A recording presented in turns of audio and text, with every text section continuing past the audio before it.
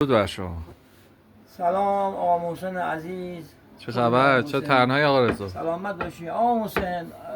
خانه معمولا که پیر میشن محسن جان تنها میشن دیگه، ولی خب رفیقایی دارم که بعد از اون میان تو این کافه من یه سری به من میزنن، مثل آقا منصور عزیز من. زنده باد آقای رضاالدوله.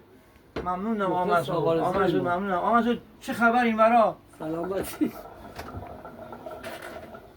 ای خدا، خدایا شکر باد این که هستی، حضورت هست خداوندا، که من از این فضای قعبه خانه سنتی خودم دارم لذت میبرم. آقا محسن دمت گرم که اومدی پیشم، به سری به ما زدی.